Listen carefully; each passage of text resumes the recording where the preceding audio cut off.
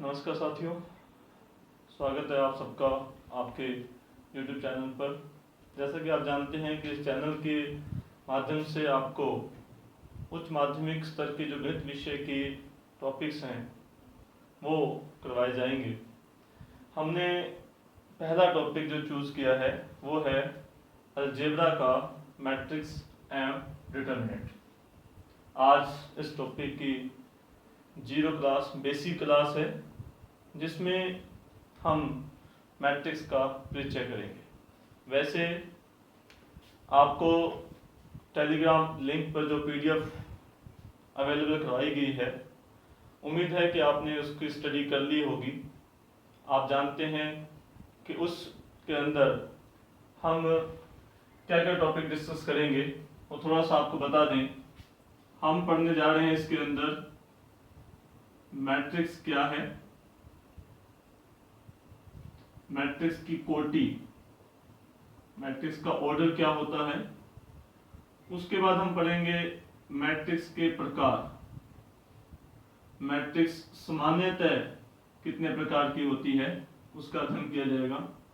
उसके बाद मैट्रिक्स का योग और व्यकलन घटाना, मैट्रिक्स को आपस में जोड़ते कैसे हैं और घटाते कैसे हैं।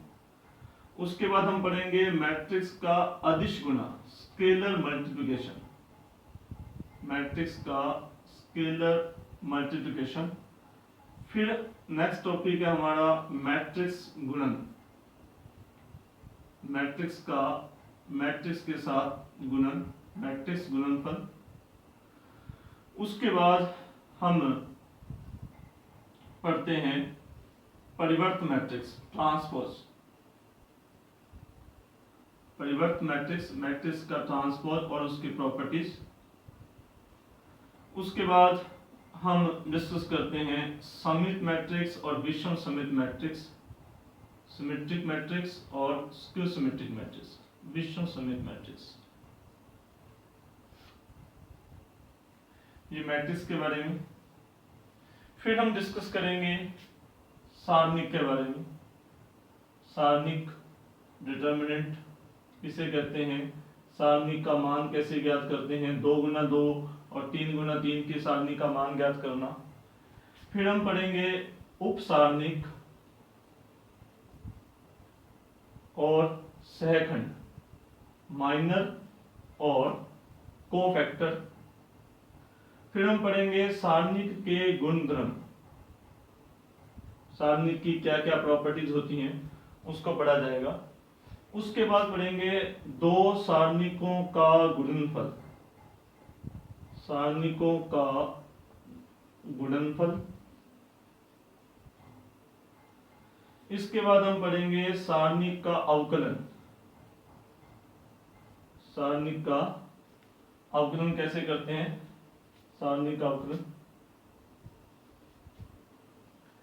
फिर हम वापस मैट्रिक्स के अंदर जाकर फिर से पढ़ेंगे सहखंडज मैट्रिक्स, एडजॉइंट मैट्रिक्स क्या होती है, सहखंडज मैट्रिक्स और इसकी बहुत सारी विशेषताएं, सहखंडज मैट्रिक्स और उसकी विशेषताएं। प्रतिलोम मैट्रिक्स, इनवर्स मैट्रिक्स, प्रतिलोम मैट्रिक्स क्या होती हैं और उसकी क्या क्या विशेषताएं होती हैं, इनवर्स मैट्रिक्स की विशेषताएं हम पढ़ेंगे। फिर हम पढ़ेंगे व्युत्क्रमणीय और अव्युत्क्रमणीय, सिंगुलर और नॉन सिंगुलर, व्युत्क्रमणीय यानी कि नॉन सिंगुलर और अव्युत्क्रमणीय यानी कि सिंगुलर। सिंगुलर और नॉन सिंगुलर मैट्रिक्स कौन सी होती हैं उसके बारे में पढ़ेंगे हम।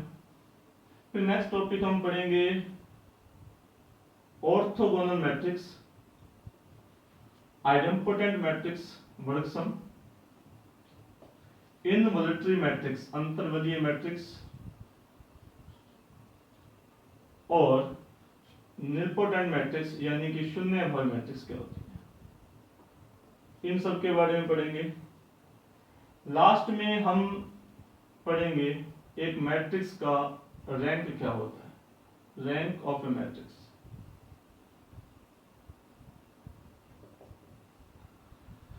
तो जो हमारा पहला टॉपिक है बीजगणित का मैट्रिक्स व सारणिक, इस टॉपिक्स को इस वीडियो में और आने वाली वीडियो क्लासेस के अंदर हम इन सब टॉपिक्स के अंदर डिवाइड करेंगे कि मैट्रिक्स क्या होती है, उसकी कोटि, उसके प्रकार, जोड़ना घटाना, इस तरह से जो मैंने आपको टॉपिक्स बताए हैं इस तरह से। अब जो पीडीएफ जो आपको अवेलेबल करवाई गई है उसके अंदर जो क्वेश्चंस हैं, जो प्रैक्टिस के लिए, अभ्यास के लिए जो क्वेश्चंस हैं वो हैं 125 क्वेश्चन एक एक्सरसाइज में आपको दे रखे हैं, 115 क्वेश्चन एक एक्सरसाइज में आपको दे रखे हैं और साथ में 40 क्वेश्चन वो हैं जो पिछले एग्जाम्स में आ चुके हैं। तो हम इस टॉपिक्स को जब डिस्कस करेंगे तो साथ साथ इसमें से बहुत सारे क्वेश्चंस आपको करवाए जाएंगे और कुछ क्वेश्चंस आपको होमवर्क के लिए, एक्सरसाइज के लिए, घर पर करने के लिए जैसे उसमें से बताए जाएंगे। तो उम्मीद करता हूं कि आप इस टॉपिक को ध्यान से समझेंगे, जो एग्जाम्पल आपको करवाए गए हैं वो आपको समझेंगे और जो क्वेश्चन आपको अभ्यास के लिए घर पर दिए जाएंगे वो आप करेंगे। फिर भी अगर आपका कोई डाउट होगा तो आप कमेंट बॉक्स में वो क्वेश्चंस लिख देंगे तो आपको नेक्स्ट क्लास के अंदर वो क्वेश्चंस बता दिए जाएंगे। तो आपसे निवेदन है कि आराम से टॉपिक को धीरे धीरे समझिए और जो क्वेश्चंस करवाए जाएं वो समझें और घर जाकर जो अभ्यास के लिए क्वेश्चन दिए जाएं वो करें। तो शुरू करते हैं सबसे पहले टॉपिक्स के साथ, मैट्रिक्स क्या होती है और मैट्रिक्स की कोटि यानी कि मैट्रिक्स का ऑर्डर क्या होता है।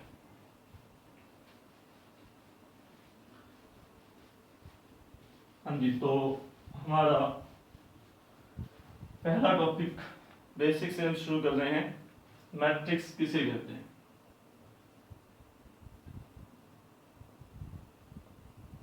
मैट्रिक्स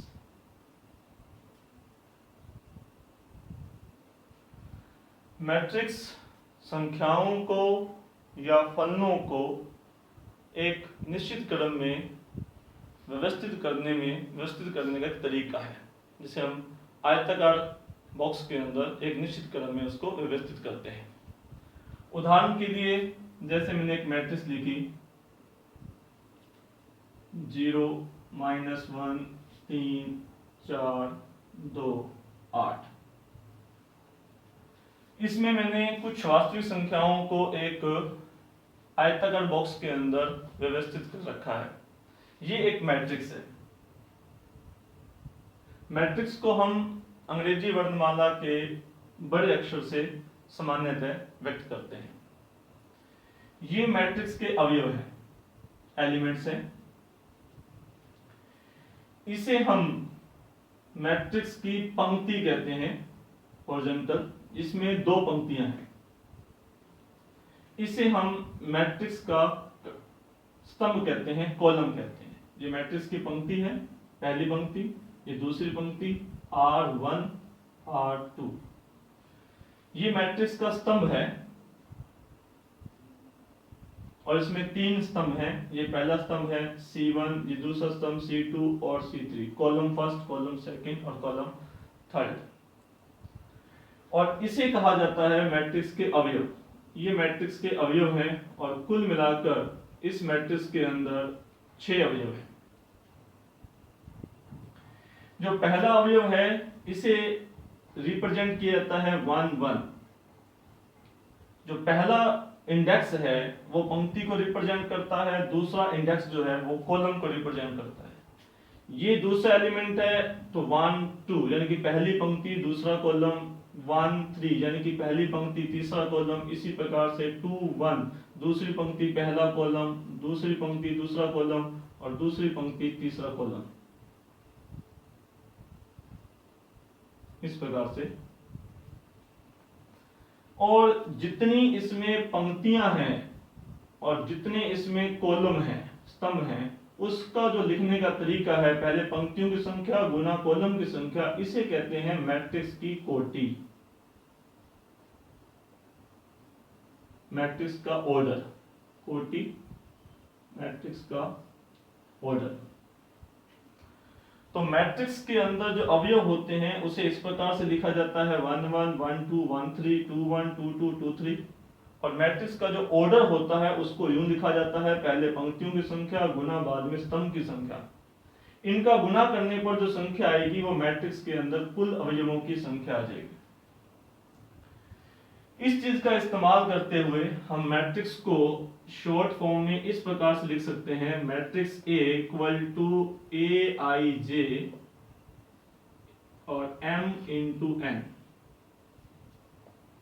ये मैट्रिक्स को रिप्रेजेंट करने का शॉर्ट फॉर्म है, जहां जो i इंडेक्स है वो पंक्ति को शो करता है और j इंडेक्स है वो कॉलम को शो करता है। तो i इंडेक्स की जो वैल्यू है वो 1 2 से लेकर कहां तक m तक, और j इंडेक्स की जो वैल्यू है 1 2 से लेकर कहां तक n तक वैरी करेगी। और ये हमारे पास मैट्रिक्स का शॉर्ट फॉर्म है। तो मैट्रिक्स किसे कहते हैं, मैट्रिक्स का ऑर्डर क्या होता है, इसके बारे में आपको बताया गया। अब हम इस पर कुछ अभ्यास क्वेश्चन कर लेते हैं कि मैट्रिक्स के क्रम पर और मैट्रिक्स को रिप्रेजेंट करने के ऊपर किस तरह का सवाल 12th स्टैंडर्ड में और कंपटीशन एग्जाम्स में पूछा जाता है। पहले इस पर बात कर लेते हैं।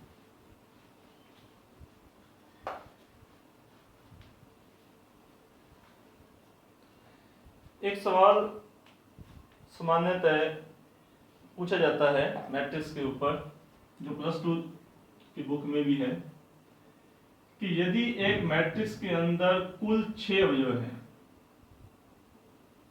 उदाहरण के लिए कुल अवयव अगर 6 हैं, तो हम विभिन्न कोटि की अलग अलग ऑर्डर की कितनी मैट्रिसेस बना सकते हैं,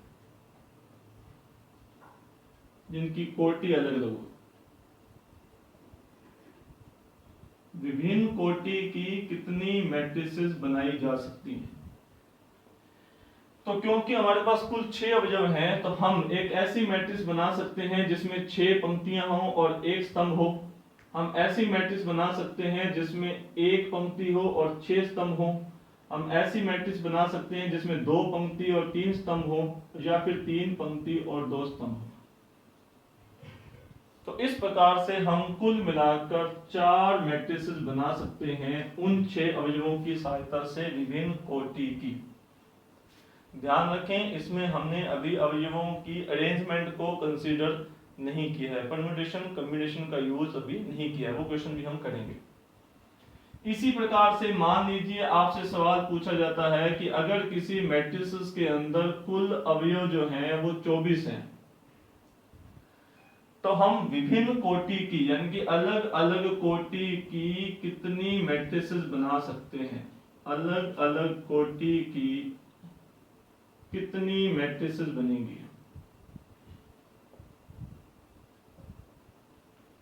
कितनी मैट्रिसेस बनेंगी। तो अगर आपके पास अवयवों की संख्या 24 है, तो हम बना सकते हैं 1 गुना 24, जिसमें 1 पंक्ति हो, 24 उसके अंदर स्तंभ हो, या फिर 24 गुना 1 24 पंक्तियां हो और 1 स्तंभ हो, या फिर 2 गुना 12 2 पंक्तियां हो 12 स्तंभ हो, या फिर 12 गुना 2 12 पंक्तियां 2 स्तंभ हो, या फिर 3 गुना 8, या फिर 8 गुना 3, या फिर 4 गुना 6 और 6 गुना 4। इस प्रकार से हम कुल मिलाकर 8 ऐसी अलग अलग मैट्रिसेस बना सकते हैं। इस प्रकार के सवाल को जब आपने हल किया, तो इसमें हमने अवयवों को अरेंजमेंट पर ध्यान नहीं दिया, हमने सिर्फ अलग अलग कोटि देखा, कितनी अलग अलग कोटि की मैट्रिसेस बन सकती है। अब हम वो सवाल भी करते हैं जिसमें हम अवयवों की अरेंजमेंट को ध्यान में रखते हैं, परम्यूटेशन कॉम्बिनेशन का ध्यान में रखकर हम इस क्वेश्चन को सॉल्व करते हैं। जैसे कि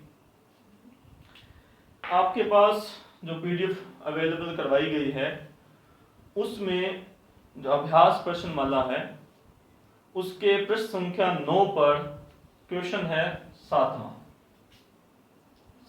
क्वेश्चन है, पेज नंबर 9। क्वेश्चन है हमारे पास 6 विभिन्न संख्याओं से बनाए जाने वाली मैट्रिसेस। क्वेश्चन है 6 विभिन्न संख्याओं से बनाई जाने वाली मैट्रिसेस। 6 विभिन्न संख्याओं से कितनी मैट्रिसेस बनती हैं वो आपको बताना है। और ऑप्शन हमारे पास थे 6 फैक्टोरियल 6, 2 गुना फैक्टोरियल 6 और 4 गुना फैक्टोरियल 6। तो 6 विभिन्न संख्याओं से कितनी मैट्रिसेस बन सकती हैं? देखें, अगर 6 आपके पास संख्याएं हैं तो जैसा मैंने अभी आपको बताया था, तो आप कहेंगे सर 4 ही बन सकती हैं कि 1 गुना 6 या फिर 6 गुना 1 या 2 गुना 3 या फिर 3 गुना 2। लेकिन जैसा मैंने आपको पहले बताया था कि उस क्वेश्चंस के अंदर हमने संख्याओं को अरेंजमेंट करने का जो परम्यूटेशन है विभिन्न, जैसे हम जानते हैं परम्यूटेशंस के अंदर हम पढ़ेंगे इस बात को, जो आप जानते होंगे कि जब उसको एक अलग अलग क्रम के अंदर व्यवस्थित किया जाता है तो अलग अलग कॉन्फ़िगरेशन हमारे पास प्राप्त होते हैं। तो हम यहाँ सभी कॉन्फ़िगरेशंस को अलग अलग कंसीडर करेंगे। उदाहरण के लिए मैं आपको बता दूं कि मान लीजिए आपके पास 4 एलिमेंट्स हैं, तो आपने 4 एलिमेंट्स को एक तो इस तरह लिख दिया A B C D। तो ये जो हुआ 1 गुना 4 वाली एक मैट्रिक्स हुई। लेकिन अगर आप इनके क्रम को ध्यान में रखें तो 1 गुना 4 वाली ये अकेली मैट्रिक्स नहीं होगी, 1 गुना 4 वाली ऐसी फैक्टोरियल 4 मैट्रिसेस बनेंगी, मतलब 24 मैट्रिसेस बनेंगी। जैसे A B C D था तो आप इसको DC कर देंगे, इसका क्रम भी 1 गुना 4 ही है। तो अगर आपने इस तरह से A C B D कर देंगे तो भी इसका भी वही क्रम है, 1 गुना 4 ही है। और इस तरह से कि कितनी बनेंगी 1 गुना 4 वाली, तो ये बनेंगी फैक्टोरियल 4, यानी कि 24 बनेंगी 1 गुना 4 वाली। ये हम ज्यादा अच्छी तरह से परम्यूटेशन कॉम्बिनेशन में इसको पढ़ेंगे। तो यहां पर अगर आपसे ये पूछा जाए कि 1 गुना 6 वाली कितनी बनेंगी, तो 1 गुना 6 वाली 1 नहीं बनेगी, कितनी बनेंगी? फैक्टोरियल 6। 6 गुना 1 वाली कितनी बनेंगी? फैक्टोरियल 6। ये कितनी बनेंगी? फैक्टोरियल 6। ये कितनी बनेंगी? फैक्टोरियल 6। यानी कि हर मैट्रिक्स के अंदर आपने क्या करना है, उन 6 अवयवों को रीअरेंज करना है। और परम्यूटेशन कॉम्बिनेशन में हम अच्छी तरह से जानते हैं कि 6 अवयवों को आपस में ही रीअरेंज करके कुल कितने कॉन्फ़िगरेशन बनाए जा सकते हैं? फैक्टोरियल 6। तो इसके लिए फैक्टोरियल 6, इसके लिए भी, इसके लिए भी, इसके लिए भी, मतलब 4 प्रकार से तो आप अलग अलग मैट्रिक्स बना सकते थे अलग कोटि वाली, और हर मैट्रिक्स के लिए फैक्टोरियल 6 आप रीअरेंज कर सकते हैं कुल। तो कुल कितनी मैट्रिसेस बनेंगी फिर? 4 गुना फैक्टोरियल 6। ये इसका आंसर है। इसी चीज को समझने के लिए हम एक और क्वेश्चन लेते हैं, वो है क्वेश्चन नंबर 8वां, इसी पेज नंबर पर, क्वेश्चन नंबर 8।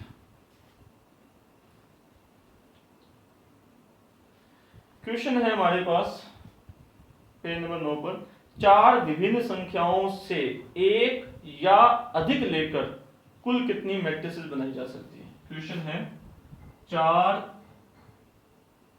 विभिन्न संख्याओं से एक या अधिक लेकर कुल कितनी मैट्रिसेस बनाई जा सकती है?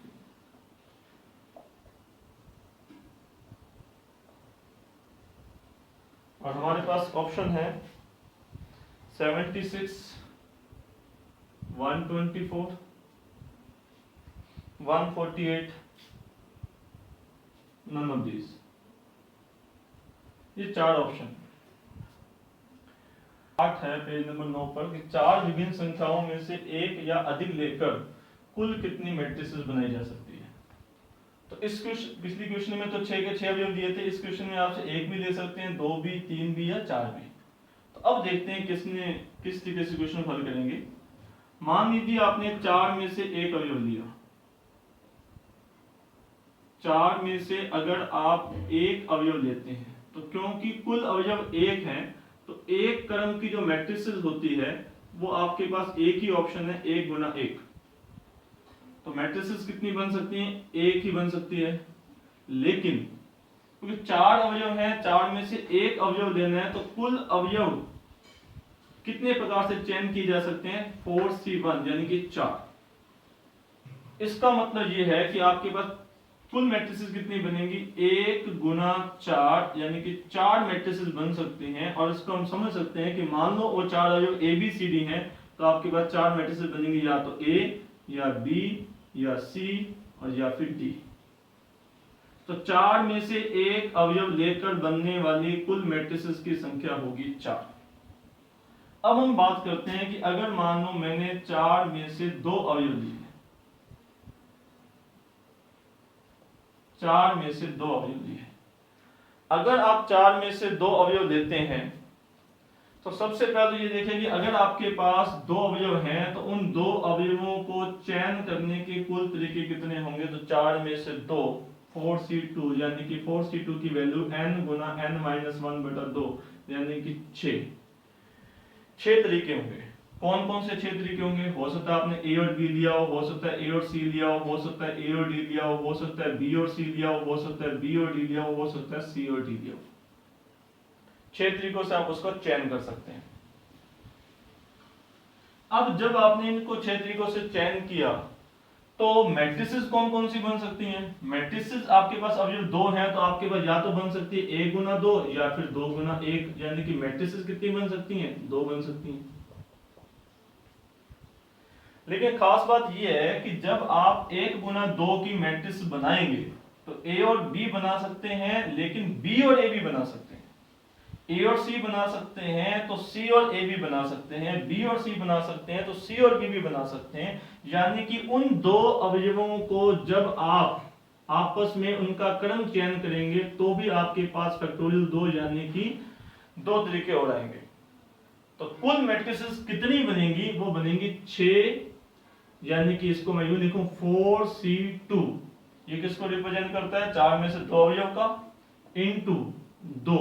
ये किसको रिप्रेजेंट करता है, 1 गुना 2 2 गुना 1 और इनटू फैक्टोरियल 2, यानी कि जो 2 अवयव आपने इस मैट्रिक्स में दिए होंगे वो भी आपस में अपना क्रम बदल सकते हैं। यानी कि 6 गुना 2 गुना 2, तो कुल कितने तरीके होंगे, 24। अब हम बात करते हैं अगर आप 4 में से 3 अवयव लेते हैं, 4 में से 3 अवयव, तो अगर आप 4 में से 3 अवयव लेंगे और इसको ध्यान रखें तो 4 में से 3 अवयव चयन करने के तरीके यानी कि 4c3। अब 3 अवयव वाली कितनी मैट्रिसेस बन सकती हैं, 3 अवयव वाली 1 गुना 3 या फिर 3 गुना 1, यानी कितनी बन सकती हैं, सिर्फ 2। लेकिन जो भी आप 3 अवयव लेंगे उनको आपस में भी आप रीअरेंज कर सकते हैं, तो इसलिए साथ में इनटू में फैक्टोरियल 3। तो कुल कितना आएगा, 4 गुना 2 गुना फैक्टोरियल 3, यानी कि इसकी वैल्यू 4 है 8 और ये कितना देगा 48। अब बात आती है 4c1 की वैल्यू 4,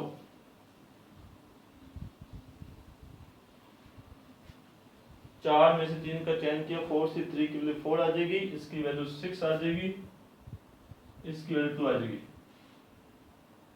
ठीक है जी, 48। अगर आप 4 में से चारों का चयन करते हैं, 4 में से 4 अवयव देते हैं, तो 4 में से 4 अवयव लेने के कुल कितना होगा, 4c4 यानी कि 1। और 4 अवयव वाली कितनी मैट्रिसेस बनेंगी, 4 अवयव वाली मैट्रिक्स बन सकती हैं 4 गुना 1 1 गुना 4 या फिर 2 गुना 2, यानी कितनी मैट्रिसेस बन सकती हैं, 3। और उन 4 अवयवों को आप आपस में रीअरेंज भी कर सकते हैं, तो कितना तरीका होगा, फैक्टोरियल 4। 4c4 की वैल्यू कितनी होती है, 1, और ये आ जाएगा 3 और ये आ जाएगा फैक्टोरियल 4 की वैल्यू कितनी आ जाएगी, 24। तो ये आ जाएगा 24 दिया 72। तो कुल कितनी मैट्रिसेस बन सकती हैं, 4 विभिन्न संख्याओं में से एक या अधिक लेकर। यदि एक अवयव लें तो 4 बन सकती हैं, 2 लें तो 24, 3 लेते हैं तो 48 और 4 के 4 अवयव लेकर बन सकती हैं 72। तो टोटल हमारे पास हो गया 4 प्लस 24 प्लस 48 प्लस में 72, और ये टोटल हमारे पास कितना आ जाएगा, 4 और 4 8, 8 और 16, 16 और 2 18, 1 3 और 4 7, 148। तो यह प्रतियोगी परीक्षा का सवाल है कि 4 संख्याएं थी, 4 में से आपने एक 2, 3 या 4, मतलब एक या एक से अधिक अवयव लेकर कितनी मैट्रिसेस बन सकती हैं। तो हमें किस बात का ध्यान है कि हमने 4 में से कितने अवयव लिए, 1 लिया या 2 लिए या 3 लिए 4 लिए। फिर अगर आपके पास 2 अवयव हैं या 3 अवयव हैं या 4 अवयव है तो उसकी मैट्रिसेस कितनी बन सकती हैं। तो जैसे 3 अवयव हैं तो 1 गुना 3 वाली बन सकती है, 3 गुना 1 वाली बन सकती है। 4 अवयव हैं तो 1 गुना 4 वाली बन सकती है, 4 गुना 1 वाली बन सकती है, 2 गुना 2 वाली बन सकती है। लेकिन अब मान लो 4 गुना 1 के अंदर 4 अवयव हैं, A B C D A C B D, तो उनका आपस में रीअरेंज भी कर सकते हैं। परम्यूटेशन में इस बात को जानते हैं तो उसके लिए कितना आएगा, फैक्टोरियल 4 भी साथ में आएगा। तो ये है अवयव का चयन करना, ये है उनसे कितनी मैट्रिसेस बन सकती हैं, उस क्रम वाली कितनी डिफरेंट क्रम वाली कितनी बन सकती हैं, और ये है उनके अवयवों का आपस में रीअरेंज। तो इस प्रकार से कुल कितनी मैट्रिसेस बन सकती हैं, ये हमारे पास सवाल था।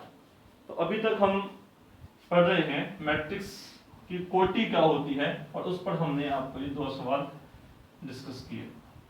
और मैट्रिक्स को लिखने का शॉर्ट फॉर्म क्या होता है, उस पर भी एग्जाम में सवाल पूछे जाते हैं, उसका भी एक उदाहरण आपको बताते हैं।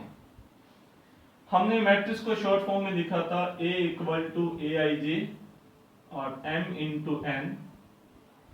ये इसके अवयव को रिप्रेजेंट करता है, ये मैट्रिक्स की कोटि को रिप्रेजेंट करता है, और I जो है वो मैट्रिक्स का जितनी पंक्तियां हैं उसको रिप्रेजेंट करता है 1 से लेकर m तक, और J जो है मैट्रिक्स में जितने स्तंभ हैं उसको व्यक्त करता है। अब इस पर +2 लेवल में कई बार सवाल आ जाता है कि आपको एक मैट्रिक्स बनानी है, मैट्रिक्स A बनाइए, मैट्रिक्स A का निर्माण करें जिसकी कोटि 2 गुना 3 है, वह अवयव Aij = I - j का स्क्वायर बटा 2 से दिए जाते हैं।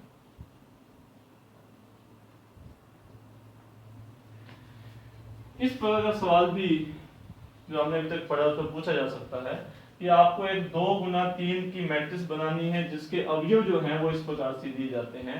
तो हम जानते हैं कि अगर कोई मैट्रिक्स 2 गुना 3 की है, इसका मतलब उसमें 2 पंक्तियां हैं और 3 स्तंभ हैं, तो उसके अवयव कौन से होंगे, 1 1 1 2 1 3। पहली पंक्ति में 3 अवयव और दूसरी पंक्ति में भी 3 अवयव। इस प्रकार से मैट्रिक्स बनानी है। अब जो इसके अवयव है ये कौन कौन से होंगे उसको ज्ञात करने के लिए हमारे पास एक संबंध दिया होता है। जैसे अब A11 क्या होगा, तो I की वैल्यू 1 है और J की वैल्यू 1 है। जब हम इसमें I की जगह पर 1 रखेंगे और J की जगह पर 1 रखेंगे तो 1 - 1 का स्क्वायर बटा में 2 0 आ जाएगा। इसी प्रकार से 1 2 I की जगह पर 1 रखेंगे, J की जगह पर 2 रखेंगे, उसका स्क्वायर करेंगे तो ये आ जाएगा 1 में से 2 गया -1, उसका स्क्वायर किया 1/2 आ जाएगा।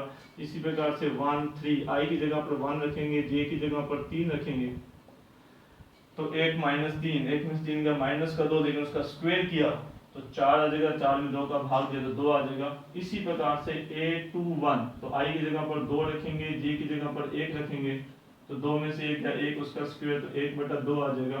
2 2 तो I की जगह पर 2, J की जगह पर भी 2, उसका स्क्वायर करेंगे तो 0 आ जाएगा। I की जगह पर 2, J की जगह पर 3 तो ये आ जाएगा -1 का स्क्वायर 1/2। तो हमारे पास जो मैट्रिक्स आएगी 2 गुना 3 की वो आ जाएगी 0 1/2 2 1/2 0 1/2, इस प्रकार से। ठीक है जी। तो ये भी सवाल इस पर पूछा जा सकता है। तो आज की इस क्लास में अभी हमने क्या पढ़ा, मैट्रिक्स किसे कहते हैं, मैट्रिक्स दी गई संख्याओं फलनों को एक आयताकार बॉक्स के अंदर निश्चित क्रम में व्यवस्थित करने का तरीका मात्र है। मैट्रिक्स की पंक्ति क्या होती है, स्तंभ क्या होती हैं, अवयव क्या होता है और मैट्रिक्स की कोटि किसे कहते हैं। और हमने 3 सवालों की सहायता से ये देखा कि उस पर क्या क्या सवाल बन सकते हैं। ये हो सकता है कि आपको मैट्रिक्स के अवयवों की संख्या दे रखी हो तो कितने विभिन्न कोटि की मैट्रिसेस बन सकती हैं और कितनी डिफरेंट मैट्रिसेस बनाई जा सकती हैं, उसको हमने परम्यूटेशन और मैट्रिक्स के सहायता समझा। और एक सवाल ये देखा हमने कि अगर हमें मैट्रिक्स के अवयवों का संबंध दे रखा हो तो मैट्रिक्स किस प्रकार से हम बना सकते हैं। तो इस क्लास में इतना ही। नेक्स्ट क्लास में हम पढ़ेंगे मैट्रिक्स के प्रकार। धन्यवाद।